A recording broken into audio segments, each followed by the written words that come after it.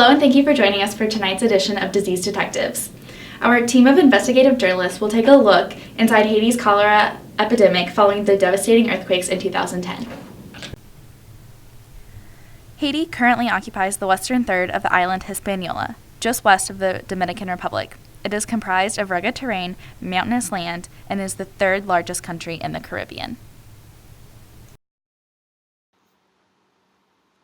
On January 12, 2010, a catastrophic 7.0 magnitude earthquake shook the people of Haiti.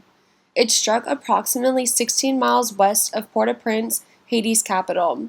While the initial shock registered a 7.0 magnitude, it was shortly followed by two aftershocks of magnitudes 5.9 and 5.5 on the Richter scale.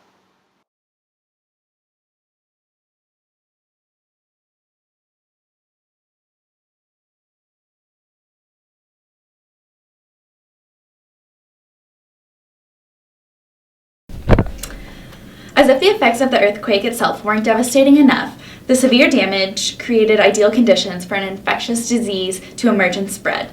9 months following the catastrophic 7.0 magnitude earthquake that struck Haiti, an outbreak of cholera emerged, which prior to the earthquake hadn't been seen in Haiti, and it quickly spread throughout the country, causing the largest cholera outbreak documented in recent history.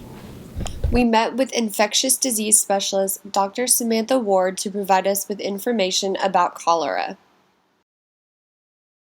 Thank you for joining us here tonight, Dr. Ward. Thank you for having me. So what exactly is the agent that causes the cholera disease? Cholera is an acute disease caused by eating or drinking food or water contaminated with the bacteria Vibrio cholera.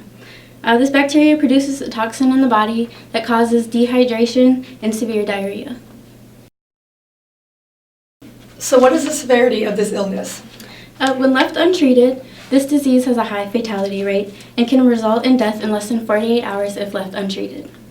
While cholera is an extremely virulent disease, up to 80% of the cases can be treated simply with oral rehydration salts or intravenous fluids. Thank you. But where did this bacteria come from initially in the outbreak, and how did it make its way around to infect so many still to this day? To answer this, we spoke to a representative from the Center for Disease Control who was one of the central epidemiologists tracking this outbreak. So when and how did the Center for Disease Control first hear about this outbreak in Haiti? We at the CDC were first notified by the Haitian Ministry of Public Health, who reported that people were presenting with symptoms of diarrhea and dehydration in the areas around the Arbanite River and Center departments. Before the earthquake, there wasn't one reported case of cholera in Haiti. So how did the transmission of cholera begin and end up affecting thousands of people? The outbreak began after troops from Nepal were stationed in Haiti on October 8, 2010, where they set up camp in the city of Mila. The Mila tributary became contaminated from improper sewage disposal. This tributary connects downstream to the Lake Thames River. There were also a significant amount of reported incidents that could be linked to those who had contact with the Arbanite River. The Arbanite River feeds an entire region. It spreads throughout the rural heartland of Haiti, supplying all of the towns with their drinking water. This is some of the only drinking water that many Haitians have. Those infected with cholera using the Lake Thames River helped contribute to the rapid spread thus further. Prior to the cholera outbreak in Haiti, there was a large outbreak in Nepal that previous summer. The most likely scenario for the transmission is that the United Nations Stabilization Camp contaminated the Mila tributary with fecal matter by their unsanitary practices of sewage drainage. The Mila tributary connects downstream to the Lake Thames River that goes through the town of Myre-Balasses, the site of the first reported cholera case. There had been a total of 470,000 reported cases to date, along with 6,631 cholera-related deaths since the outbreak first began. The response to the initial outbreak was fast. Centers for Disease Control were able to provide as many as 10,000 healthcare workers by March 2011. MSPP, with assistance from us at the CDC, worked to establish national surveillance systems in hopes that we would be able to track the incidents from the cholera outbreak. President's emergency plan for AIDS relief and other non-governmental agencies were also sent in, which focused on increasing the number of treatment facilities and oral rehydration points. This gave Haitians basic prevention messages advising them how to protect themselves from contracting cholera. Two of the major prevention methods being that drinking and using safe water, as well as washing your hands often with soap. We now turn to the lead UN spokesperson who has been in Haiti during the epidemic, who can give us insight into the current responsibility issue. Hi, and thank you for joining us tonight. So, the UN has come under a lot of scrutiny since the outbreak. What do you believe that this is due to?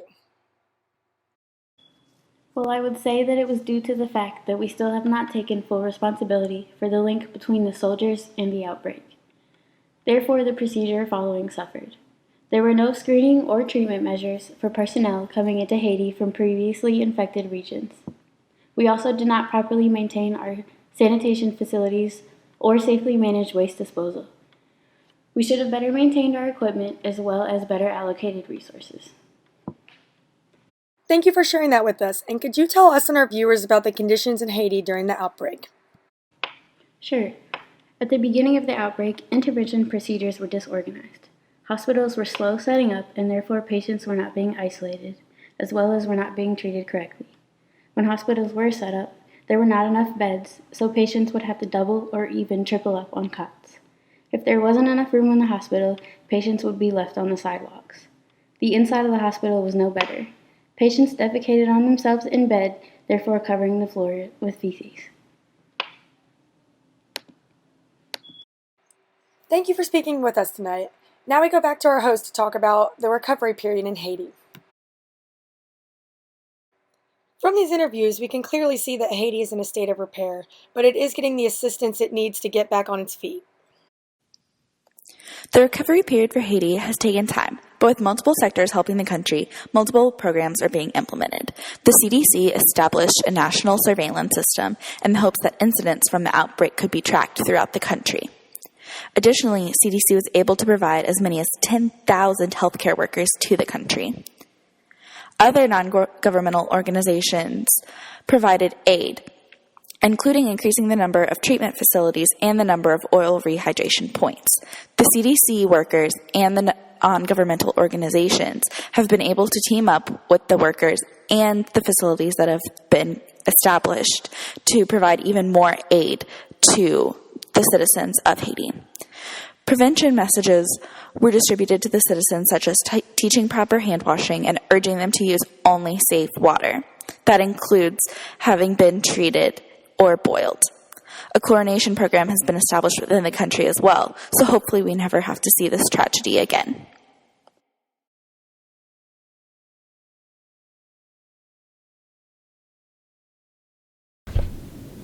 Thank you for joining us for tonight's episode of Disease Detectives.